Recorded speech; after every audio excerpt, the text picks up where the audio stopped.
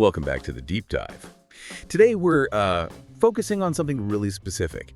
That final stretch. You know, the most frustrating, but maybe the most rewarding part of learning a language seriously.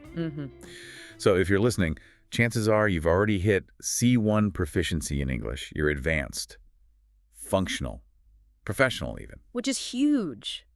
Seriously, take a moment. That's a massive achievement. But you've climbed a big mountain already. Absolutely. At C1, you can handle complex work situations, you can read nuanced stuff, express pretty sophisticated ideas. You are, fluent. But we're here today to talk about that next peak, the one that seems almost invisible sometimes. C2 mastery. That elusive final level. Yeah. Where the language stops being just a tool you pick up and use. And becomes part of you. Exactly. Part of your identity. Yeah. Something you inhabit. Okay, let's get into this journey. Because the numbers, right off the bat, they sound kind of daunting. Our source material, and we've looked at linguistics research, cognitive science notes here, it throws this paradox at us right away. A big one. Yeah. The journey to C2. It's like the final 1% of the whole trip. It takes up 50% of the effort. 50%. Yeah. That's a huge amount of work for what sounds like a tiny gain. Why? Why is that last bit so much harder? Well, that disproportion, that's the whole challenge, really. It's not academic anymore. That's the key thing to grasp. Not like learning verb tables or more words. Right. Up to C1, your progress was, measurable. Learn this conjugation, hit that vocab target, master that complex grammar point like, inversion or the subjunctive. You're adding things, building blocks. Exactly. You move forward by adding knowledge. So why does that stop working? Why does that addition model just break down when you're trying to get from C1 to C2? Because you've reached this point of functional sufficiency. You're good enough. Good enough. Okay. And the main engine that drove all that earlier learning, that urgent need to actually be understood, gone. It's pretty much vanished. Yeah.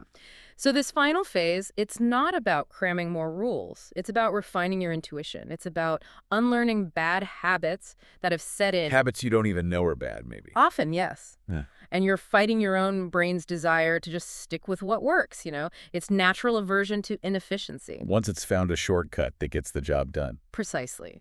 So you're battling these subtle psychological barriers. We're calling them the four ghosts today. The four ghosts. Okay, I like that.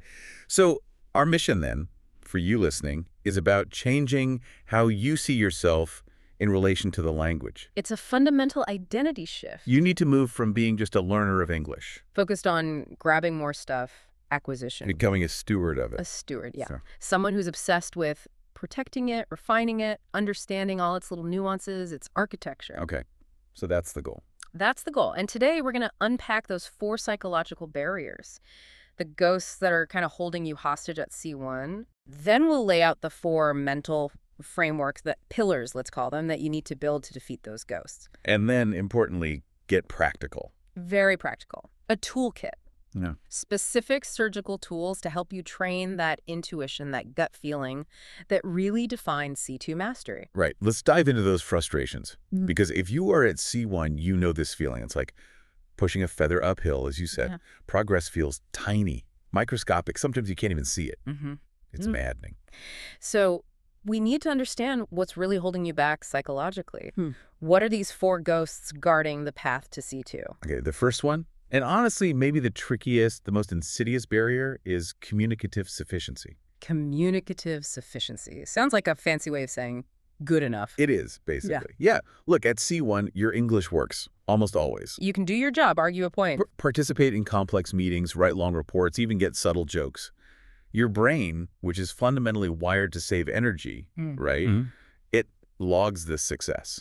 And it sends out this big reward signal. Message delivered, goal achieved, this system works. So the very fact that you are successful, that becomes the problem, the enemy of getting even better. Absolutely. It's the biggest enemy. That survival instinct, the thing that pushed you so hard from A1, A2, B1, B2, that desperate need to make yourself understood. It's satisfied. Job done. Exactly. So the main learning engine, that urgent drive to improve, it shuts down. Wow. As one researcher put it, and I think this is powerful sufficiency, is the death of mastery.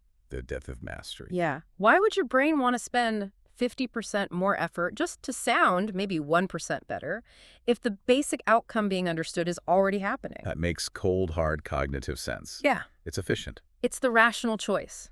And that's the choice you have to consciously, actively fight against. And that comfort, that good enough feeling, it lets the second ghost sneak in and set up shop, right? Yeah. The fossilized error. Mm-hmm. It creates the perfect breeding ground. We're not talking about huge grammatical mistakes anymore, are we? Like getting the verb tense totally wrong. No, not usually.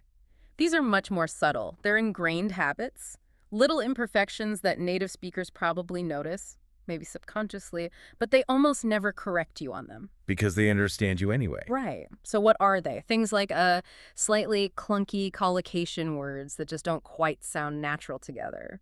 Or a preposition that's not wrong exactly, but just a bit off. Like saying on the meeting instead of in the meeting. Maybe something even subtler, like maybe always defaulting to make a decision. It's correct, obviously. But a native speaker might naturally use arrive at a decision or reach a decision, depending on the specific context and nuance they want. Or perhaps always saying doing research when conducting research might sound more appropriate in a formal setting. Okay. And you've used that slightly off phrase, whatever it is, successfully for years. Thousands of times, probably. And every single time the message got across.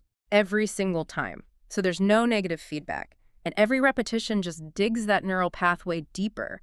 It makes that slightly awkward phrasing stronger. It becomes fossilized, part of how you speak English. A permanent fossilized part of your idiolect, yeah.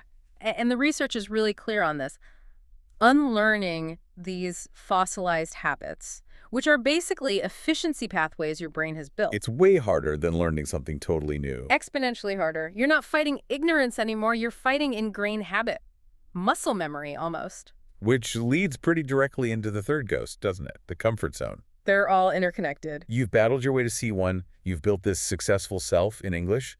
You know which topics, which vocabulary, which situations are safe for you. You've built yourself a really nice castle. It's well fortified. You feel safe inside. And the temptation is just to stay there, behind the walls. Of course it is. Because stepping outside those gates means uncertainty. It means tackling stuff you're not comfortable with, using registers you haven't mastered, and it means making mistakes again. Making new mistakes, or maybe even those old basic mistakes you thought you'd conquered years ago. And for someone who's used to being seen as advanced, the idea of suddenly sounding less fluent, even just for a moment. It's terrifying. It's a huge ego barrier. You, the C1 speaker, know how to succeed 95% of the time in your usual domains. Right. But the C2 mindset, it demands that you deliberately, intentionally put yourself in situations where you might fail 50% of the time. Why? That sounds counterintuitive. Because those moments of failure, of struggle, of, oh, that didn't sound right, those are the only data points you have left for real refinement. If you're always comfortable, always succeeding easily. You're not growing, you're just reinforcing what you already know. Exactly. No discomfort, no growth at this level. Okay, ghost number 4, translational thinking. Now, I kind of hope this one will be long gone by the time you hit C1. You'd think so, wouldn't you? But the research suggests it lingers, just in a much more subtle form. So it's not like consciously translating word for word anymore? No, definitely not like in the beginner stages. It's deeper. It's like the underlying conceptual framework, the way you structure the thought itself, the relationship between ideas, the emotional tone that might still be happening in your native language's default patterns. Ah, okay. So the idea gets born in your native language's shape. And then you map that shape onto English words and structures, even if you do it incredibly quickly and automatically. So the thought is native, but the delivery is English. That's a good way to put it.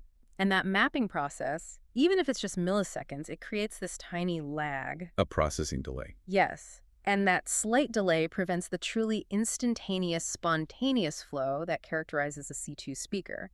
For them, the thought arises in English. English is the direct channel for the thought itself. No translation layer at all. No layer. It's the difference between, say, speaking about a complex feeling using English words and actually feeling that complexity directly through the English language itself. That lag, however tiny, is the final barrier to genuine intuition. Okay, so those are the 4 ghosts. Communicative sufficiency, fossilized errors, the comfort zone, and that subtle translational thinking. Pretty formidable. They are. They guard the plateau very effectively. So beating them isn't just about doing more exercises. You said it requires building a new identity. Fundamentally, yes. You need to adopt 4 new mental frameworks. These are the pillars that support the C2 mindset. Let's build them. Pillar 1, the archivist, not the tourist. What's the difference? Okay, think about vocabulary. The C1 speaker, the tourist, collects words like souvenirs. But that's a nice word, I'll take it. They know the basic meaning, they can probably use it okay. Got the t-shirt. Right. But the C2 speaker, they're the archivist. When they encounter a word, they become obsessed with it. They want to know everything about it. Not just the definition. Far beyond the definition. They want really? its history, its provenance, where did it come from? They want its subtle social weight. Is it formal, informal, literary, dated? And crucially, its precise relationship to all the words around it. Okay, so depth over breadth. If you, the listener, encounter a new, interesting adjective, what are the archivist questions you should be asking yourself, instead of just looking it up in the dictionary? The questions are exhaustive, almost forensic, you ask. What are its most common, most natural collocations? Which words does it like to hang out with? Okay. What's its exact register? Is it slightly formal, highly literary, maybe even a bit archaic? Could I use this in a casual chat? Or only in writing? Right. What's the connotation? What's the emotional shadow this word casts? Is it neutral, positive, negative, ironic? And the big one. And crucially, what is the microscopic surgical difference between this word and its 3 closest synonyms? Why choose this one over those? Wow. That's a completely different way of engaging with vocabulary. It's not just about understanding anymore. No, it's about application, texture, precision. The goal is to own that word so completely. But you just feel it. You feel it. You feel when it's the perfect, most elegant, most precise choice for that exact moment. It's cultivating a deep sensitivity to the language's nuances, building a mental database of usage patterns, not just definitions. And that sensitivity, that deeper understanding, it must connect directly to the next pillar. Pillar 2, the seeker of negative feedback. Absolutely, they feed each other. Because at C1, like we said, you mostly hear, wow, your English is great, which feels nice, but... It's useless for growth at this stage. Worse than useless, maybe, because it reinforces that good enough feeling. So Pillar 2 says you have to actively, aggressively go looking for the criticism. Intentionally seek it out. Recognize that negative feedback-specific targeted correction is the most valuable currency you have for improvement now. That takes guts. It requires real vulnerability. Immense vulnerability, yeah. Yeah. Think about the difference in asking. The typical C1 request is polite, cautious.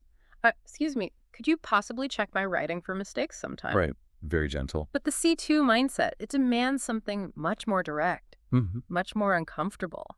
What does that sound like? It sounds like going to a trusted native speaker colleague or a coach or a language partner you know will be honest and saying, okay, I need you to be ruthless with this, please. Don't just flag the outright errors. Go deeper. Mark every clumsy phrase. Every time my language is just functional but not really elegant or natural. Tell me every single place where I sound like a competent foreigner. Wow. Tell me where I sound like a competent foreigner. That's a tough thing to ask for. It is. Tell me where I used a default okay phrase when a more precise, more impactful one existed. Okay, but how do you handle that? Isn't there a huge risk of just feeling crushed or totally demotivated by that level of critique? That's where the identity shift is crucial. You have to consciously, deliberately divorce your sense of self-worth from your moment-to-moment language accuracy. The feedback isn't about you as a person. It's not a judgment on your intelligence or your value. It's surgical data about a complex system, your English, that you're actively trying to refine.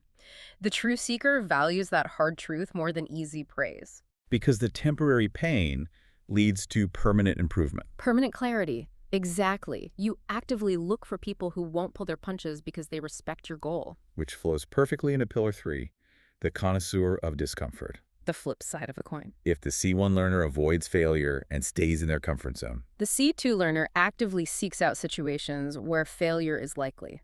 They understand deeply that real growth now only happens right at the very edge of their current ability. In that zone of productive struggle. That's the sweet spot. It's a complete mental U-turn. Think about a typical choice. The C1 speaker might choose a work meeting on a familiar topic. They know the jargon, they feel confident. Safe choice. Success is likely. The C2 choice is radically different. Give us an example. What's a deliberately uncomfortable C2 choice? Okay, maybe it's choosing not to talk about the familiar project, but instead jumping into a high-level, abstract debate with native speakers. Maybe about, I don't know, meta-ethics or aesthetic philosophy or the future of AI. Something complex and unpredictable. where you know you're going to struggle. You know you'll hesitate. You know you'll probably make mistakes, maybe sound less articulate than you'd like. But you embrace that certainty of struggle. You lean into it. You find, believe it or not, a kind of strange joy in that difficulty. Because you recognize that the struggle itself, the feeling of reaching and not quite grasping, that's the raw material for improvement. If you're only ever speaking perfectly in situations you've prepared for. You're performing, not growing. You're still fundamentally C1. Okay. That brings us to the final pillar. Pillar 4. The intuitive weaver.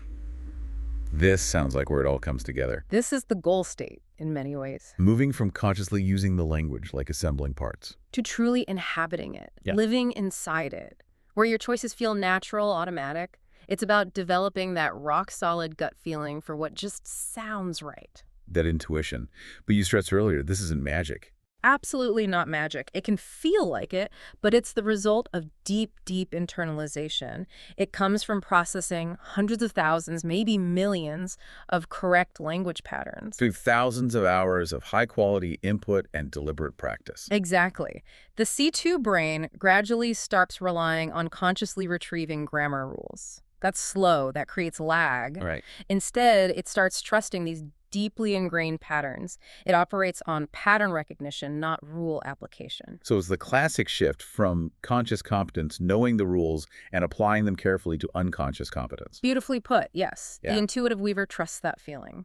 If a sentence structure just feels a bit clunky or awkward, they'll change it instinctively. Even if they couldn't tell you the specific grammar rule it violated. You feel the rhythm, the flow. They feel the music of the sentence, and they start weaving together all the elements, the right word, the right structure, the right register, spontaneously, naturally, without that fractional delay caused by translating concepts.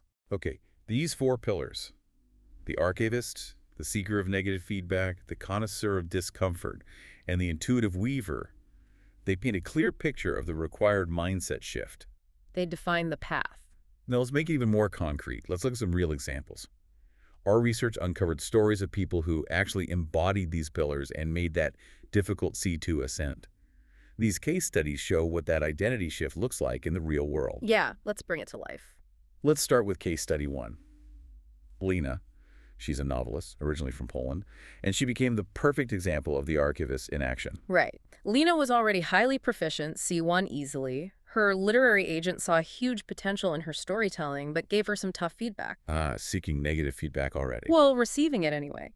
The feedback was that her English prose, while grammatically perfect, completely correct, it lacked texture. Texture, what does that mean in writing? It means it didn't quite sing.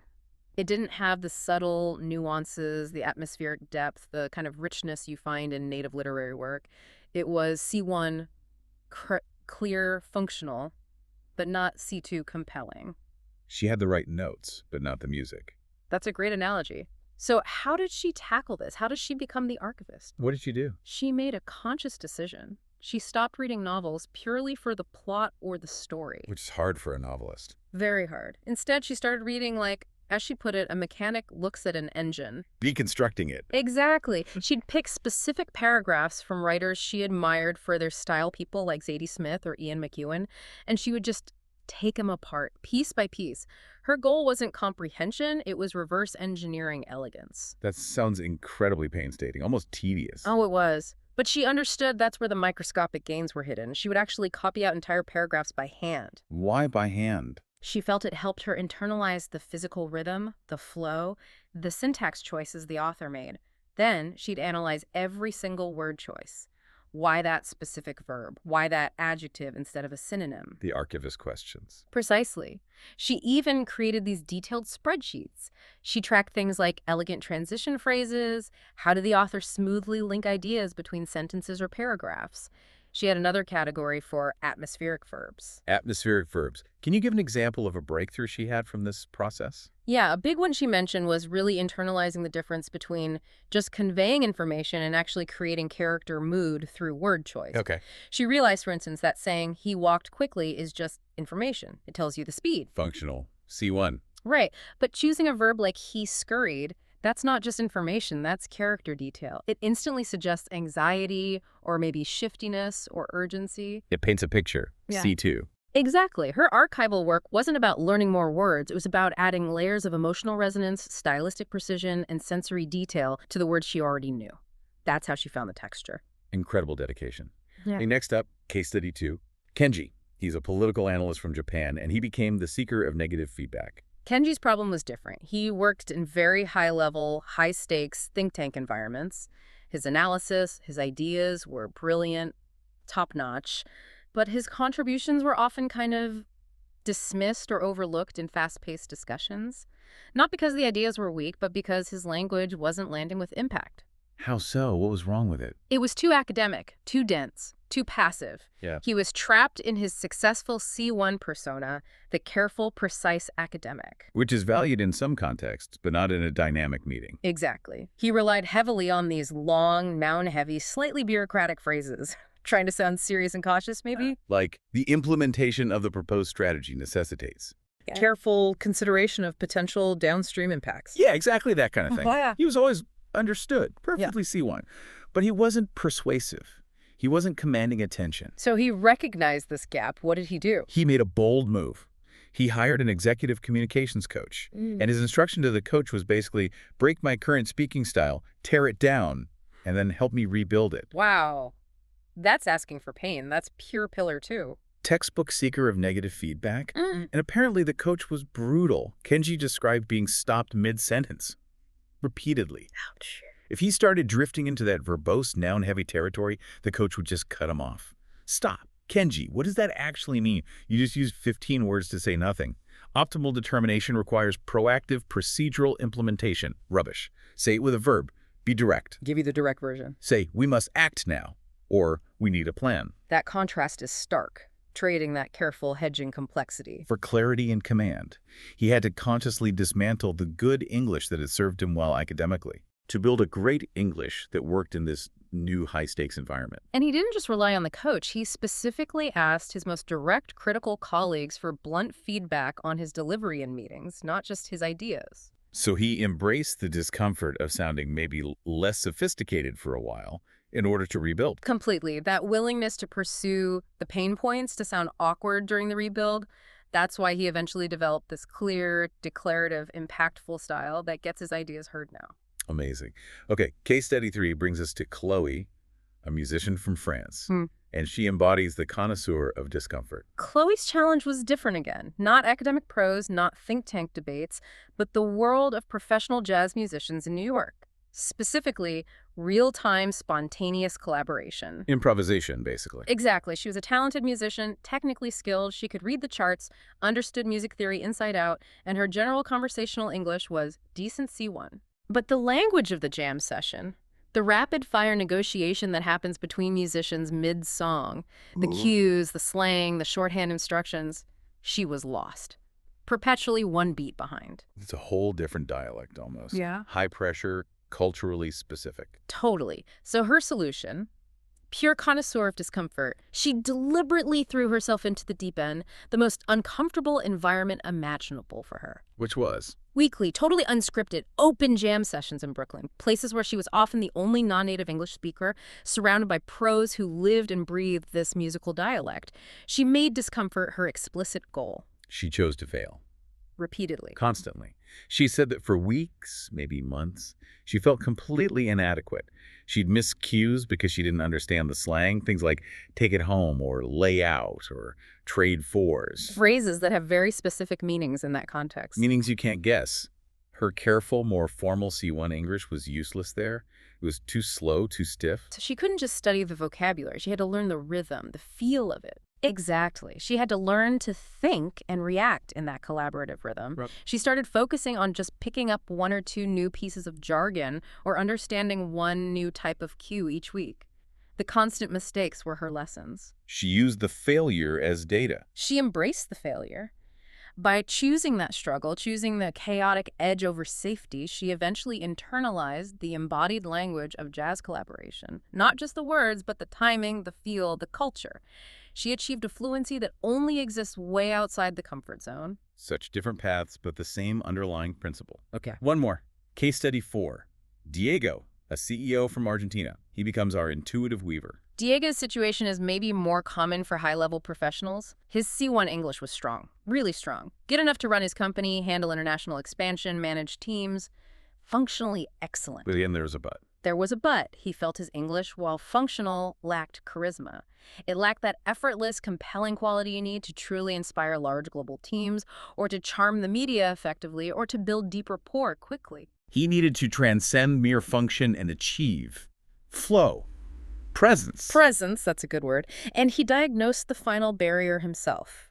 It was that subtle translational thinking we talked about. Pillar 4. Even at his level, he realized he was still constantly, almost subconsciously, mapping thoughts and concepts from his native Spanish framework onto English. It worked, but it made him feel slightly effortful, slightly behind the beat.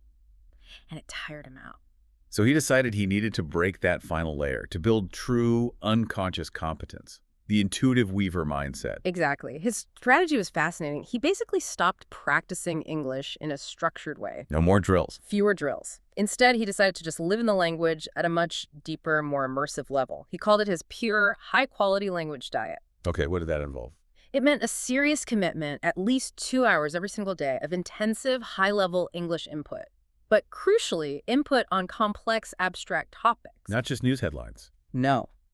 Podcasts on philosophy, deep dives into history, documentaries on art, things that forced his brain to process complex ideas in English, not just translate facts. He also made a rule.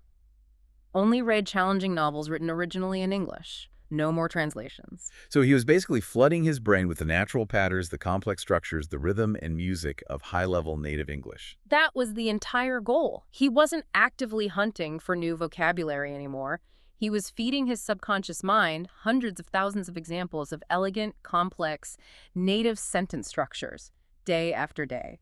And did it work? Did he become the weaver? He said the shift was gradual, but profound.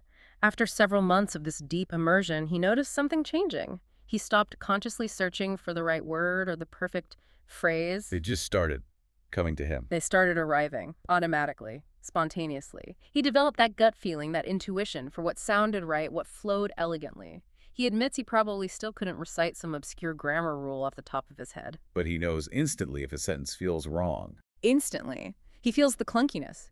He transcended being just a highly skilled user of English and became a true weaver, someone who could shape the language effortlessly, intuitively, and compellingly. Those stories are incredibly inspiring. Lena the archivist, Kenji the feedback seeker, Chloe the discomfort connoisseur, Diego the weaver. They really show the deep identity shift required. They prove it's possible, even though it's hard. Right. So now let's get down to the nuts and bolts. For you listening who are facing this C1 plateau, what are the specific practical tools you could use? These aren't beginner tips. These are surgical drills for that final 1%. Okay, let's equip the listeners. Tool 1, the synonym sieve exercise. This is designed to build that archivist mindset and fight against knowing words only superficially. Okay, how does it work? You start with a really common, maybe overused verb, something like get, or put, or make, or look. Find at least, say, 10 synonyms for it. More advanced, more nuanced synonyms. Okay, a thesaurus can help with that initial list. Yeah. But that's just the start, right? The C2 step is about digging deeper. Much deeper. This is where technology comes in. You absolutely need to use a corpus linguistics tool. My God. Websites like Skell or Ludwig Guru, or maybe the OCA corpus interface, or even a good modern collocations dictionary that's based on corpus data. Okay, corpus linguistics. Explain exactly how you use that tool with your list of 10 synonyms. What are you looking for? A thesaurus just gives you a list of words that mean roughly the same thing. A corpus shows you how words are actually used in millions of real sentences by native speakers. So for each of your 10 synonyms, you look it up in the corpus, and you're looking for 2 key things. First, its most frequent and significant collocations. What words almost always appear right next to it, or very close by? For example, you might discover that the verb disseminate almost exclusively collocates with information or knowledge. You rarely disseminate opinions or feelings. Okay, so collocations tell you it's natural partners. What's the second thing? Register and context. The corpus data will often show you if a word is very common or quite rare, and crucially, where it's typically used. Is it mainly in academic papers, journalistic writing, casual conversation, formal speeches, literary texts. Got it. So the synonym sieve isn't just about finding synonyms. It's about comparing them side by side based on real-world data. How do they actually behave out there? You're moving from, okay, procure is a synonym for get, to, okay, procure is a formal synonym for get, typically used for obtaining something with effort or difficulty, often in business or official contexts, and frequently collocates with nouns like funding, supplies, or specimens. You're sieving out the perfect, most precise choice for a given context based on evidence. Exactly. That's the archivist at work. Super precise. Yeah. Okay, tool 2. The transcription and transformation drill. Sounds like a two-pronged attack. It is. It targets both passive listening skills and active structural flexibility. Part A is transcription. What do you transcribe? Pick a short, maybe 60 to 90 seconds audio clip of high quality, maybe slightly complex spoken English. A segment from a serious BBC Radio 4 discussion, maybe? Or a well-delivered TED Talk on a substantive topic. And transcribe it. How? Word for Mhm. word, including every tiny little functional word, the A's, the prepositions, the conjunctions. Why is that important? My C1 brain usually filters those out automatically because I get the main meaning. Exactly. Your brain filters them for efficiency. But those tiny words are the glue. They're the connective tissue that creates natural flow and complex structure. Forcing yourself to transcribe them makes you listen with C2 level precision. You start noticing the subtle architecture. Okay, that's part A, sharpening the listening. What's part B, transformation? Part B tackles structural rigidity, that lingering effect of translational thinking. You take the first really well-structured, maybe grammatically complex sentence from the transcript you just made. A sentence that sounds naturally native. Yes. And your task is to rewrite that exact same core meaning in at least 5 fundamentally different grammatical structures. Give me an example. Okay, say the original sentence was something like, although the initial data seemed promising, subsequent analysis revealed significant inconsistencies. Starts with the subordinate clause. Right. How could you transform that? You could rewrite it starting with the main idea. Subsequent analysis revealed significant inconsistencies, although the initial data had seemed promising. Or maybe use a participial phrase. Seeming promising initially, the data later showed significant inconsistencies upon analysis. Or use inversion for emphasis, perhaps. Not only did the initial data seem promising, but subsequent analysis also revealed significant inconsistencies. Or make it passive. Significant inconsistencies were revealed by subsequent analysis, despite the initial promise of the data. Wow, okay. That forces you way beyond your default sentence patterns. Massively. It builds huge syntactic flexibility. It trains your brain to access a much wider range of structural options automatically, breaking you free from the magnetic pull of your native language's typical structures. Powerful. Okay, tool 3, the fossilized error hunt. This sounds like going after those specific annoying mistakes we talked about. Exactly. This is the direct countermeasure. But the key is focus. This is targeted, surgical correction, not broad practice. So step 1. Identify one. Just one single, recurring, fossilized error that you know you make. Don't try to fix 5 things at once. That diffuses the effort. Pick one very specific thing. Maybe it's always using the wrong preposition with a certain adjective, interested on instead of interested in. Maybe it's consistently dropping the article the before certain types of nouns. How do you find it? Record yourself. Give feedback. Yes, record yourself speaking spontaneously, analyze your own writing carefully, or ask that trusted, ruthless feedback partner from Pillar 2 to pinpoint just one high-frequency fossilized error. Okay, you've identified your target, one specific error. Then what? Then, for one entire week, 7 days, that single error is your absolute obsession. Nothing else matters in terms of error correction for that week. Total focus. Total focus. Every morning that week, you deliberately create, say, 10 sentences that use the correct structure. Say them out loud, write them down, really internalize the correct pattern. Yeah.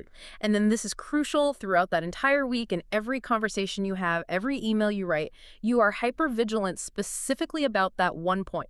You actively monitor yourself just for that error. You're training your internal editor, but only on one thing. You're performing targeted surgery. You're isolating one faulty neural pathway and consciously, intensively overwriting it with the correct one. This intense, narrow focus for a short period yields much better results for fossilized errors than just hoping they'll go away with general practice. Then next week, you pick another one. Surgical. Yeah. I like it. Finally, tool 4, the register shift role play. You said C2 is about code switching agility. Yes, the ability to instantly adapt your language style to the social context, it's a hallmark of true mastery. This drill develops that flexibility. How does it work? You take one single, simple piece of information, a neutral fact, and your task is to express that same core information in maybe 5 wildly different social registers or contexts. The information stays the same, the language changes dramatically. Okay, let's use the example from the outline. The project deadline has been moved forward. Simple fact. Right. Now express that same fact in these 5 ways. Okay. First, a formal email to a senior executive. Subject: project timeline adjustment. Dear Ms. Evans, please be advised that due to unforeseen logistical requirements, the projected completion date for Project Omega has been advanced to October 28th. Formal, passive, nominalized. Second, a casual Slack message to a teammate. FYI, deadline for Omega got bumped up. Need it done by the 28th now. Heads up. Casual, phrasal verbs, abbreviations. Third, a soothing explanation to an anxious client who hates changes. Hi, David. Just wanted to give you a quick update. To ensure we deliver the absolute highest quality and allow ample time for final review, we've actually been able to strategically accelerate the project timeline slightly. So, good news. We're now on track to deliver everything to you by October 28th, even sooner than originally planned. Reframing, positive spin, softening language. Clever. Fourth, a frustrated complaint to a sympathetic colleague over coffee. Can you believe they just moved the Omega deadline up? Like, out of nowhere. We've got to the 28th now. Seriously, what were they thinking? Informal, emotive, rhetorical questions. And fifth, a single impactful sentence in a formal presentation slide or summary. Timeline revision. Project Omega completion advanced to October 28th. Concise, direct, neutral, informative. Wow. So in fact, 5 completely different linguistic performances. Exactly. Practicing this regularly builds that mental agility. You learn that mastery isn't just knowing the words, it's knowing how and when to deploy them for maximum effect in any given social situation. That's true communicative competence. Hashtag tag outro. Okay, we have really covered a lot of ground today. We've gone deep into that final challenging climb from C1 to C2. We've mapped out those psychological ghosts holding you back. Laid down the 4 pillars of the C2 identity: the archivist, the seeker, the connoisseur of discomfort, the weaver. And hopefully provided a really practical toolkit for that targeted refinement you need now. It really does sound like this journey, this final 1%, it's different. It's quieter, maybe more internal. The research called it a pilgrimage, often frustrating. And maybe, honestly, it goes beyond pure practical necessity for many people. It often does. It requires a level of commitment that's almost obsessive, really. It's driven by something other than just needing to be understood. And the reward is different too, isn't it? A C1 certificate, you can hang that on the wall. It's public proof. C2 mastery. It's more private. It's an intimate, earned understanding between you and the language itself. That's the real prize. So by embracing these pillars, by doing the work with these tools, you're essentially signaling a change in your relationship with English. You're saying, I'm not just a visitor here anymore. I'm not just renting. I want to understand the place. You've faced the ghosts. You've decided you want to learn the building's architecture, understand its history, find its secret passages. You're transitioning from being a temporary learner To becoming a true steward. Someone entrusted with the language's full beauty, its complexity, its power. And here's maybe the final thought. The way you'll know you're truly getting close to C2.